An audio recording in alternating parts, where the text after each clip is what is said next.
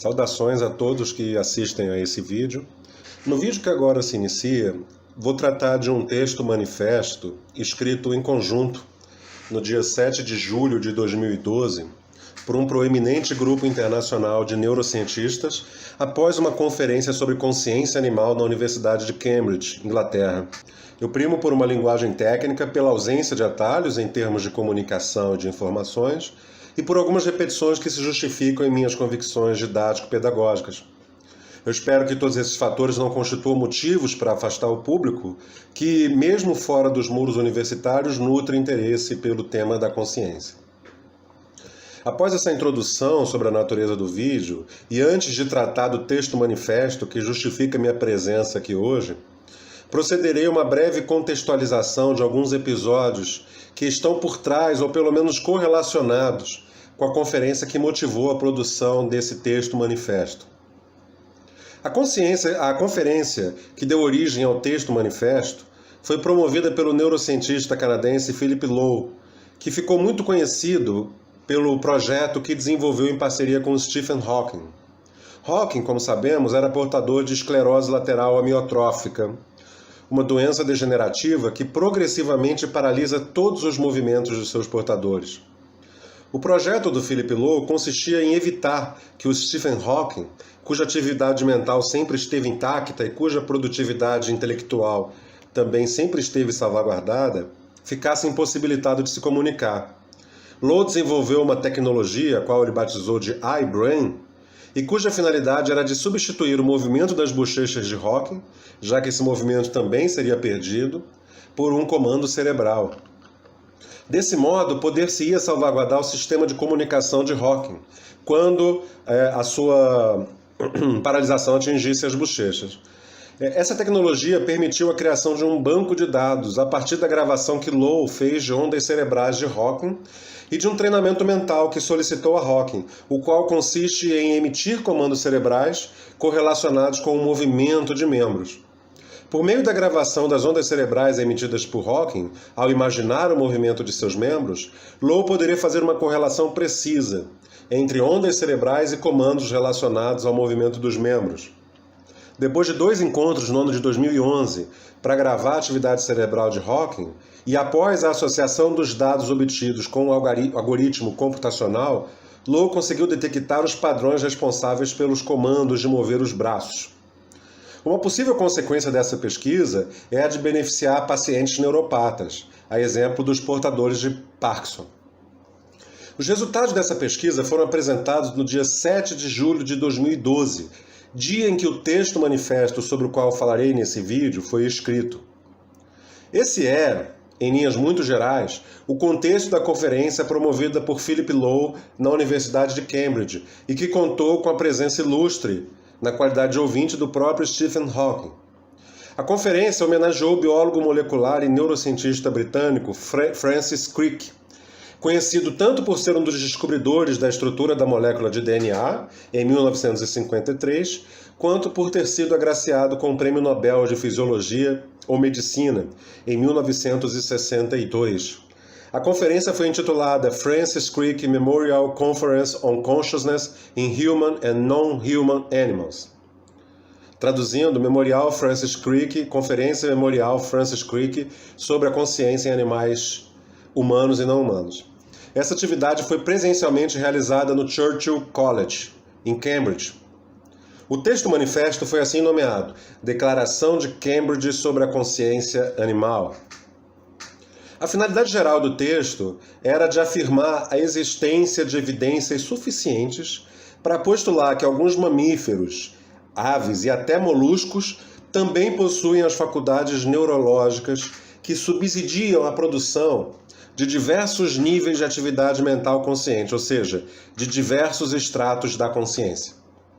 A consciência é, sem dúvida, um dos problemas teóricos mais perseguidos por filósofos, psicólogos e pelas mais diversas neurociências. Essas últimas ciências, as chamadas neurociências, têm se dedicado há várias décadas a delinear a estrutura neurológica que está por trás da produção da nossa atividade mental consciente.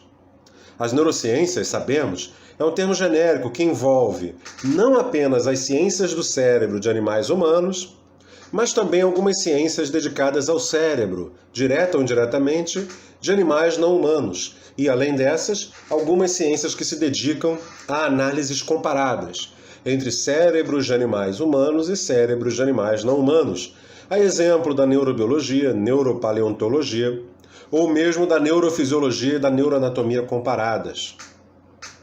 Da investigação das estruturas neurológicas associadas com a produção de atividade mental em animais humanos e não humanos, podemos fazer com segurança a ilação de que é completamente equivocada e teoricamente injustificável a compreensão de que o homem é a única espécie animal racional. Quero dizer com isso que, ao longo dos últimos anos, muitas são as pesquisas das neurociências recém-mencionadas que, de uma forma ou de outra, têm sustentado a compreensão de que alguns animais não humanos são dotados de algum nível de atividade mental consciente. Não me refiro apenas a mamíferos mais avançados, como os macacos e golfinhos, e tampouco a cachorros e gatos, também mais evoluídos. Refiro-me também a polvos e até mesmo a algumas espécies de pássaros. Sobre isso, o Christoph Koch, que é um dos editores da Carta Manifesto escrito por Low e neurocientista do Allen Institute for Brain Science, centro de pesquisas médicas sem fins lucrativos, baseado em Seattle, nos Estados Unidos, afirma, cito, o que de mais surpreendente veio à tona nas recentes investigações é que a consciência pode ser muito mais amplamente compartilhada entre todos os filhos da natureza do que a maioria de nós poderia pensar. Fim de citação. Essas pesquisas não têm um impacto meramente teórico. Elas devem nos motivar, se nós somos intelectualmente honestos, às seguintes problematizações. Primeiro, até que ponto se justifica a ideia de que nós somos superiores a outros animais a ponto de escravizá-los e usá-los para entretenimento, vestuário, testes em indústrias e pesquisas, ou mesmo para fins de abate e de extração de pelos, ovos, leite, etc. Como podemos ser veganos e ao mesmo tempo termos animais de estimação que, a exemplo dos carnívoros, cães e gatos, só para me referir aos mais populosos animais de estimação, não podem ser veganos? Eu confesso ter uma empatia imensa com a ideologia vegana, embora eu mesmo não seja ou ainda não seja. E também confesso que não devo tratar academicamente desse assunto, já que, respeitando as especificidades acadêmicas, os teóricos da ética são os pesquisadores e filósofos que realmente possuem material para levar adiante essa discussão. Tá? Dado tudo que nós temos hoje sobre suplementação animal, pelo menos em termos de alimentação, essa não é uma discussão que depende exclusivamente de médicos, veterinários, etc. Não. Essa é uma discussão que conta, sobretudo, com os eticistas, os filósofos da ética. Eles têm muito a dizer também sobre o assunto, assim como nutricionistas, né? O texto manifesto sobre o qual estou falando foi escrito no dia 7 de julho de 2012 por Philip Low e foi editado por um proeminente grupo internacional de neurocientistas, neurofarmacologistas, neurofisiologistas, neuroanatomistas e neurocientistas computacionais cognitivos, oriundos de instituições do porte do MIT, Harvard, Princeton e o Instituto Max Planck. Dentre esses, neurocientistas da estirpe de Jacques Panksepp, Diana Rice, David Edelman, Bruno van Swideren, o próprio Philip Low e Christoph Koch. O texto foi publicamente declamado por Low, David Edelman e Christoph Koch e assinado por 25 pesquisadores de grande prestígio internacional. A conferência, que foi marcada pela reavaliação dos substratos neurológicos da experiência consciente e comportamentos relacionados em animais humanos e não humanos, foi também marcada pela afirmação da existência de evidências suficientes para dizer que alguns mamíferos, aves e até moluscos também possuem as faculdades neurológicas que estão por trás da produção da consciência. Os cientistas se basearam em estudos conduzidos ao longo das últimas décadas, alguns ainda em curso. Em comum entre a maior parte desses estudos é a consideração de que a consciência não é processada em regiões exclusivas ao cérebro humano. Ou seja, a produção da consciência ela não está encarcerada no neocórtex. A revista Galileu, e o link está na descrição desse vídeo, em uma bela reportagem dossiê, com texto de Rafael Tonon e ilustração de Carlo Giovanni, resume bem a significação dessas pesquisas, desse encontro e, sobretudo, dessa declaração. Cito um trecho. Até pouco tempo, acreditava-se que a consciência era gerada em áreas como o neocórtex, região mais recente do cérebro desenvolvida em humanos, e córtex. Apesar de estar presente no cérebro de todos os vertebrados, nos humanos o córtex possui um volume maior de neurônios e está ligado a funções complexas como atenção, memória e percepção. Por isso, supunha-se que a consciência poderia ser gerada ali e somente em humanos. Mas estudos de neurocientistas renomados, além de Koch, Philip Noll, da Universidade Stanford e do MIT, e David Edelman, da Universidade da Califórnia do Sul, mostraram que a consciência seria gerada em um processo em rede, envolvendo não apenas uma parte do cérebro, mas várias delas, também presentes nos animais não humanos. As revelações levaram à tese de que os bichos também poderiam ser seres conscientes, o que os pesquisadores vêm provando até com seus animais de estimação. Mais detalhes sobre alguns dos experimentos que conduziram esses cientistas a afirmar a consciência em animais não humanos são encontrados nessa reportagem. Interessa-me, nesse momento, citar um outro trecho dessa reportagem. Pesquisas assim, ainda que incipientes, levaram a crer que a ciência pode endossar o direito dos animais, causa há muito já defendida por ambientalistas e ativistas. A verdade é que sempre foi mais conveniente afirmar que os animais não humanos não têm consciência. Agora, com novas evidências científicas, a sociedade vai ter que enfrentar a questão, sustenta Low. A afirmativa encontra controvérsias, é verdade. Como afirma a pesquisadora do comportamento animal da Universidade de Oxford, Marian Stampin Dawkins, basear todo o argumento do bem-estar animal em algo tão nebuloso como a consciência não parece ser uma boa ideia. Essa controvérsia, eu ressalto aqui, ela é uma controvérsia que vai ao encontro da ideia dos direitos animais e não de encontro. Provavelmente, a pesquisadora Dawkins quer dizer que nós devemos assegurar o direito dos animais em critérios mais amplos do que meramente a consciência. Devemos considerar também aquela dimensão considerada por Peter Singer, a senciência, a capacidade ou habilidade ou a condição que os animais não humanos têm de sentir dor e a característica demonstrada comportamentalmente de que eles desejam continuar vivendo. Ou seja, independentemente de serem conscientes ou não, os animais já deveriam ser respeitados. Como já disse o filósofo e jurista britânico Jeremy Bentham, um dos precursores da discussão sobre o direito dos animais não humanos, a questão não é se eles podem raciocinar ou não, se podem falar ou não, mas sim se eles podem sofrer. No que diz respeito à luta pelos direitos dos animais, destaca-se o filósofo Peter Singer, que foi citado e entrevistado nessa reportagem dossiê da Galileu.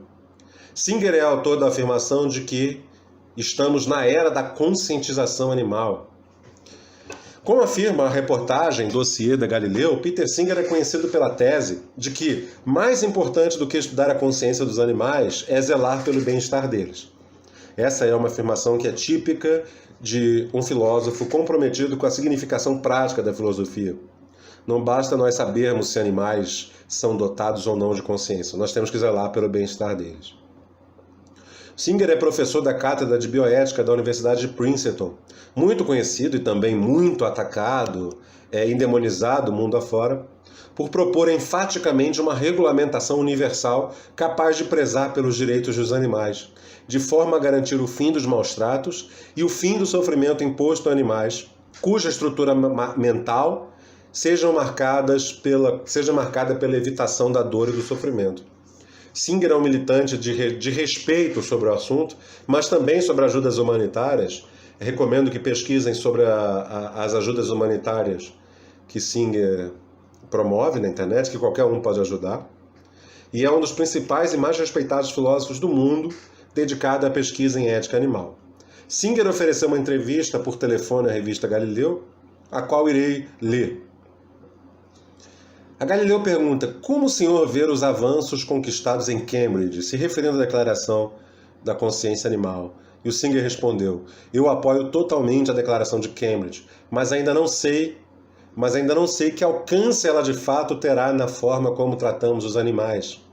Já faz um ano, isso em 2013, que assinaram o documento, mas ainda não estamos discutindo abertamente suas implicações filosóficas e científicas. Ou seja, não acho que essa declaração teve uma real influência sobre a sociedade, apesar de eu concordar que ela foi um marco para discutirmos os direitos dos animais, uma vez que trouxe um aval científico para a questão como um consenso. Não existe mais como duvidar que polvos, porcos, gatos e cachorros sejam seres conscientes. E a Galileu perguntou novamente: de que forma esse consenso entre os cientistas influencia a questão do bem-estar animal? E o Singer respondeu: os principais avanços recentes foram no uso de animais em pesquisas científicas e na forma como os confinamos. Desde 2009, a União Europeia reconheceu que estava errado pensar em animais como propriedades e deu-lhes o estatuto jurídico de seres sencientes, que são seres capazes de sofrer ou sentir prazer ou felicidade. Isso abriu a porta para desafios judiciais contra o confinamento e maltratos de animais.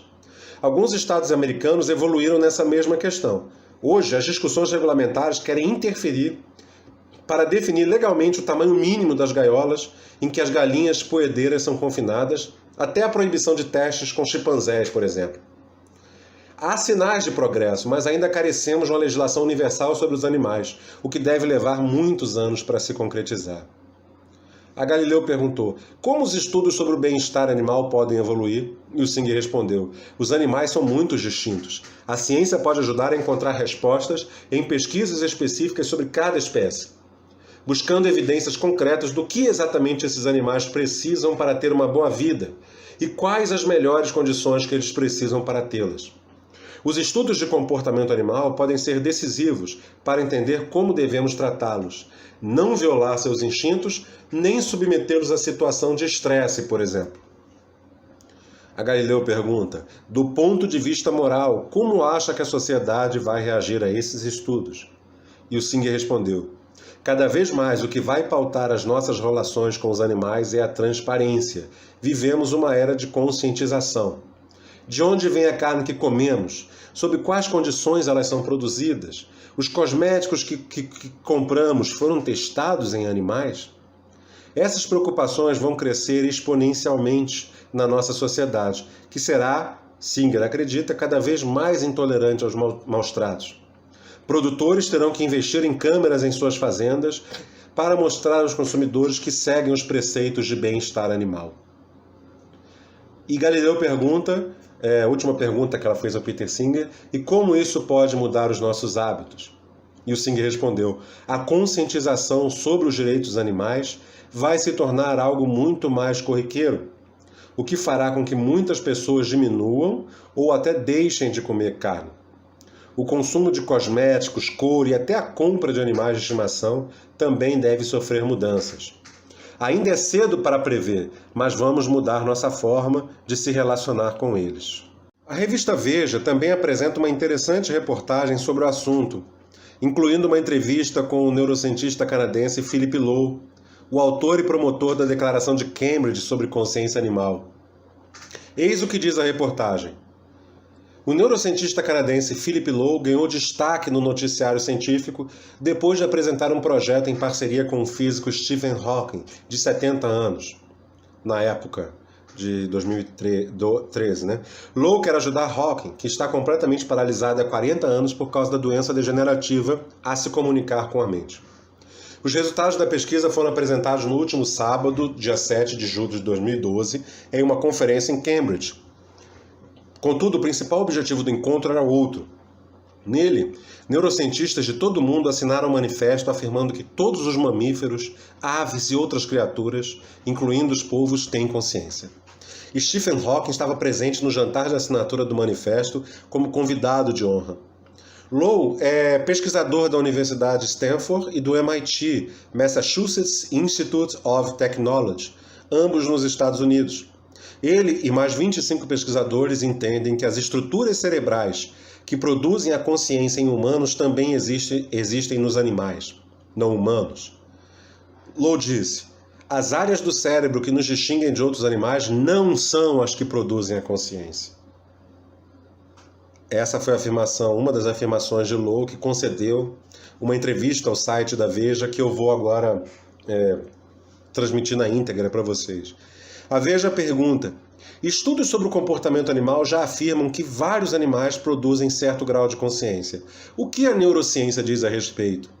Low responde: descobrimos que as estruturas que nos distinguem de outros animais, como o córtex cerebral, não são responsáveis pela manifestação da consciência. Resumidamente, se o restante do cérebro é responsável pela consciência e essas estruturas são semelhantes em animais humanos e outros animais, como mamíferos e pássaros, concluímos que esses animais também possuem consciência. A Veja pergunta: quais animais têm consciência? E o Low responde: sabemos que todos os mamíferos, todos os pássaros e muitas outras criaturas, como o polvo, possuem as estruturas nervosas que produzem a consciência. Isso quer dizer que esses animais sofrem. É uma verdade inconveniente. Sempre foi mais fácil afirmar que animais não têm consciência. Agora temos um grupo de neurocientistas respeitados que estudam o fenômeno da consciência, o comportamento dos animais, a rede neural, a anatomia e a genética do cérebro. Não é mais possível dizer que não sabíamos. Veja a pergunta: é possível medir a similaridade entre a consciência de mamíferos e pássaros e a dos seres humanos? Low responde, muito honestamente, diga-se de passagem: isso foi deixado em aberto pelo manifesto. Não temos uma métrica dada a natureza da nossa abordagem. Sabemos que há diferentes tipos de consciência. Ressalto sobre isso, Leonardo, que uma abordagem sobre diferentes tipos de consciência, nós podemos encontrar uma leitura inicial no livro A Redescoberta da Mente, de John Searle, de 1992. Low continua: podemos dizer, contudo, que a habilidade de sentir dor e prazer em mamíferos e seres humanos é muito semelhante. Veja a pergunta: que tipo de comportamento animal dá suporte à ideia que eles têm consciência? Low responde: quando um cachorro está com medo, sentindo dor ou feliz em ver seu dono, são ativadas em seu cérebro estruturas semelhantes às que são ativadas em humanos, quando demonstramos medo, dor e prazer. Um comportamento muito importante é o autorreconhecimento no espelho. Dentre os animais que conseguem fazer isso, além dos seres humanos, estão os golfinhos, chimpanzés, bonobos, cães e uma espécie de pássaro chamada pica-pica. Veja a pergunta: quais benefícios poderiam surgir a partir do entendimento da consciência em animais? E o Low responde: há um pouco de ironia nisso. Gastamos muito dinheiro tentando encontrar vida inteligente fora do planeta, enquanto estamos cercados de inteligência consciente aqui no planeta. Se considerarmos que um polvo que tem 500 milhões de neurônios, enquanto os humanos têm 100 bilhões, conseguem produzir consciência, estamos muito mais próximos de produzir uma consciência sintética do que pensávamos. É muito mais fácil produzir um modelo com 500 milhões de neurônios do que com 100 bilhões. Ou seja, fazer esses modelos sintéticos poderá ser mais fácil agora. Veja a pergunta: qual é a ambição do manifesto? E Low responde: os neurocientistas se tornaram militantes. Low responde: os neurocientistas se tornaram militantes do movimento sobre o direito dos animais? É uma questão delicada. Nosso papel como cientistas não é dizer o que a sociedade deve fazer, mas tornar público o que enxergamos. A sociedade agora tem uma discussão sobre o que está acontecendo e poderá decidir formular novas leis, realizar mais pesquisas para entender a consciência dos animais ou protegê-los de alguma forma. Nosso papel é reportar os dados. Veja a pergunta: as conclusões do manifesto tiveram algum impacto sobre o seu comportamento? Low responde: acho que vou virar vegano. É impossível não se sensibilizar com essa nova percepção sobre os animais, em especial sobre a sua experiência do sofrimento. Será difícil, adoro queijo. Veja a pergunta: o que pode mudar com o impacto dessa descoberta? E o Low responde: os dados são perturbadores, mas muito importantes. No longo prazo, penso que a sociedade dependerá menos de animais. Será melhor para todos. Deixe-me dar um exemplo. O mundo gasta 20 bilhões de dólares por ano, matando 100 milhões de vertebrados em pesquisas médicas. A probabilidade de um remédio advindo desse estudo ser testado em humanos, apenas teste, pode ser que nem funcione, é de 6%. É uma péssima contabilidade. Um primeiro passo é desenvolver abordagens não invasivas. Não acho ser necessário tirar vidas para estudar a vida. Penso que precisamos apelar para a nossa própria engenhosidade e desenvolver melhores tecnologias para respeitar a vida dos animais. Temos que colocar a tecnologia em uma posição em que ela sirva nossos ideais, ao invés de competir com eles. David Edelman, que é um dos editores e signatários do manifesto, ofereceu à revista Ciência Hoje, o link para o acesso ao site também está presente na descrição desse vídeo, uma entrevista também excepcional sobre a consciência e sobre consciência em humanos e não humanos. Nessa entrevista, o Edelman aborda os conceitos que fundamentam o manifesto, a intenção que motivou a publicação e o temor de alguns cientistas em terem suas palavras distorcidas ou mal compreendidas pelo público. Eis o teor da entrevista. A ciência hoje pergunta: o que o senhor chama de consciência? E o Edelman responde: o que chamo de consciência, que não é necessariamente como os outros pesquisadores nesse campo definem o termo, é a ideia de uma cena integrada. Recebemos uma variedade de informações sensoriais, por exemplo, na visão, temos contraste, cor, forma, ângulos, mas não interpretamos esses dados como entidades separadas, vemos a cena toda de forma integrada. A consciência consiste na capacidade de perceber esse cenário integrado e mantê-lo em sua memória. Acredito que já se pode afirmar que essa habilidade existe em vários animais além dos humanos, bem mais do que suspeitávamos. A ciência hoje pergunta: a consciência consiste na capacidade de perceber um cenário integrado e mantê-lo em sua memória? E o Edelman responde: no entanto, faço uma distinção entre essa forma basal de consciência e uma mais avançada, que Edelman chama de consciência de si mesmo. E o Edelman entende a consciência de si mesmo como a capacidade de se imaginar naquela cena, seja no passado ou no futuro. Curiosamente, há animais que parecem ter essa segunda forma, como o papagaio cinzento. A neurocientista norte-americana Irene Pepperberg realizou um trabalho extenso com o papagaio dessa espécie, o famoso Alex, e ele exibia sinais que de fato tinha consciência de si. Esse parece ser o caso de alguns primatas em certas circunstâncias, mas acho que limitar o conceito de consciência a essa segunda forma pode ser uma armadilha, e o Leonardo diz uma armadilha filosófica, em que muitos de meus colegas podem cair. A ciência hoje pergunta: então, na declaração, o senhor e seus colegas estão afirmando que alguns animais podem ter consciência, mas não necessariamente terem consciência de si próprios? E o Edelman responde: essa é a minha posição, mas tenho que ser cuidadoso. Fui um dos signatários, mas Philip Lowe que patrocinou essa conferência e publicou o manifesto. Concordo com tudo o que está dito ali, mas não creio que o texto seja limitante e não posso falar por todos os outros signatários. Na minha visão, há um número razoável de espécies animais nas quais a consciência existe. Infelizmente, a ciência sobre esse assunto ainda é recente. Ainda não testamos todas as possibilidades amplamente. Por isso, o que eu digo é mais um achismo do que uma afirmação científica. Contudo, estudos realizados com macacos rezos trouxeram muitas evidências indiretas que sugerem que eles são conscientes de si mesmos. Esse parece ser o caso dos primatas, mas, ao nos afastarmos na árvore genética e chegarmos, por exemplo, nos polvos, que é a minha área de pesquisa do Edelman, os dados científicos que podemos usar já são bem mais escassos. Ciência hoje pergunta: como se pode inferir a existência de uma consciência em animais não humanos? E o Edelman responde: podemos usar os homens como um ponto de partida. De fato, muitos dos resultados vêm dos testes com pessoas, que dão respostas verbais sobre o que estão sentindo. Por exemplo, sim, eu tive consciência disso. Ou, não, não percebi isso. Podemos correlacionar isso com atividade cerebral, com comportamento e com anatomia neurológica.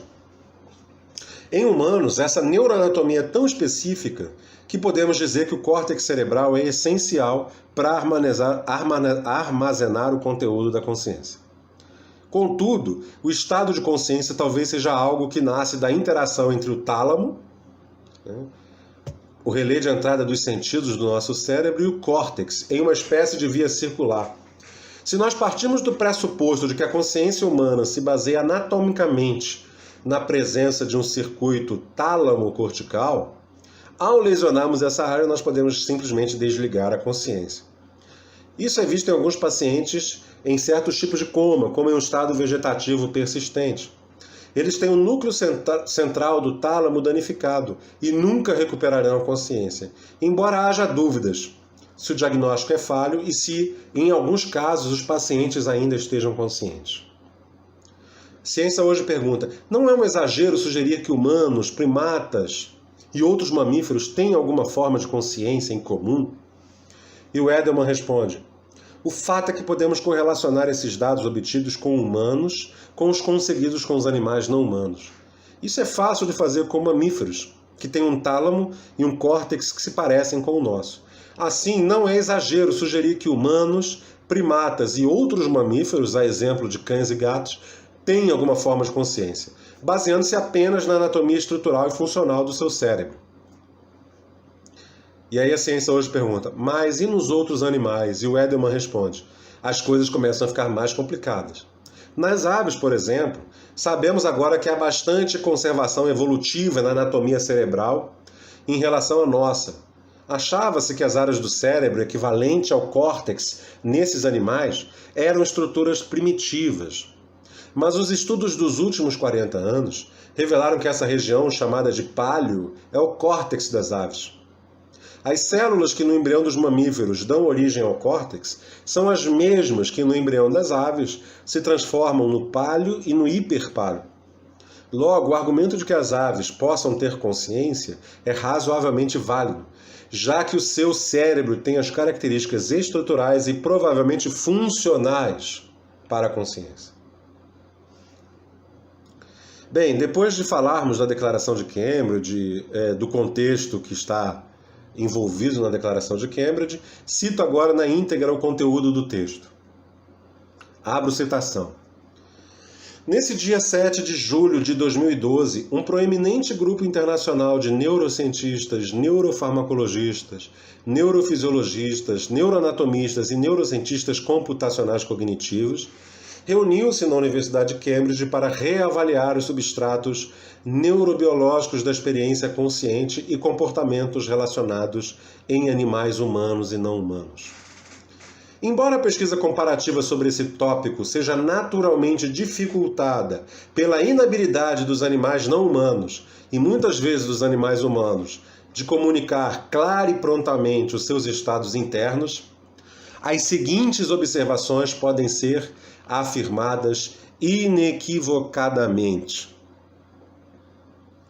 Primeiro, o campo da pesquisa sobre a consciência está evoluindo rapidamente. Inúmeras novas estratégias e técnicas para a pesquisa com animais humanos e não humanos têm se desenvolvido. Consequentemente, mais dados estão se tornando disponíveis, e isso pede uma reavaliação periódica dos preconceitos previamente sustentados nesse campo. Estudos com animais não humanos mostraram que circuitos cerebrais homólogos correlacionados com a experiência e a percepção consciente podem ser seletivamente facilitados e interrompidos para avaliar se eles são necessários de fato para essas experiências. Além disso, em humanos, novas técnicas não invasivas estão prontamente disponíveis para examinar os correlatos da consciência. Segundo, os substratos neurais das emoções não parecem estar confinados às estruturas corticais. De fato, redes neurais subcorticais estimuladas durante estados afetivos em humanos também são criticamente importantes para gerar comportamento e estados emocionais correspondentes, tanto em animais humanos quanto em animais não humanos. Onde quer que se evoque no cérebro comportamentos emocionais instintivos em animais não humanos, muitos dos comportamentos subsequentes são consistentes com estados emocionais conhecidos, incluindo aqueles estados internos que são recompensadores e punitivos. A estimulação cerebral profunda desse sistema em humanos também pode gerar estados afetivos semelhantes. Sistemas associados ao afeto concentram-se em regiões subcorticais, onde abundam homologias neurais. Animais humanos e não humanos jovens sem neocórtex retêm essas funções mentais cerebrais. Além disso, circuitos neurais que suportam estados comportamental eletrofisiológicos de atenção, sono e tomada de decisão parecem ter surgido evolutivamente ainda na radiação dos invertebrados, sendo evidente em insetos e em moluscos cefalópodes, por exemplo, os polvos. As aves parecem apresentar em seu comportamento, em sua neurofisiologia e em sua neuroanatomia um caso notável de evolução paralela da consciência. Evidências de níveis de consciência quase humanos têm sido demonstradas mais marcadamente em papagaios cinzentos africanos. As redes emocionais e os microcircuitos cognitivos de mamíferos e aves parecem ser muito mais homólogos do que se pensava anteriormente. Além disso, descobriu-se que certas espécies de pássaros exibem padrões neurais de sono semelhantes aos dos mamíferos, incluindo o sono REM e, como foi demonstrado em pássaros mandarins, padrões neurofisiológicos, que se pensava anteriormente que requeriam um neocórtex mamífero.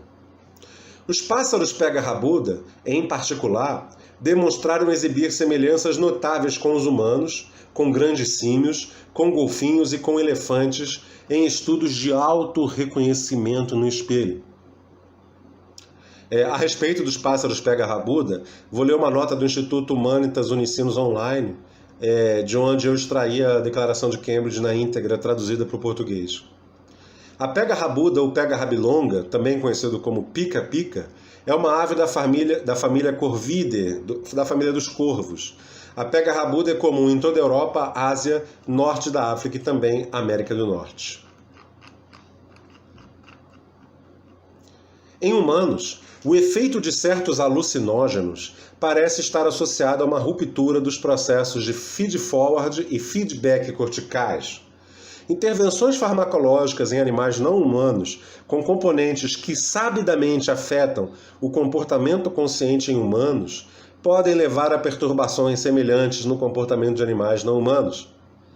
Em humanos, há evidências para sugerir que a percepção está correlacionada com a atividade cortical, o que não exclui possíveis contribuições de processos subcorticais, como na percepção visual.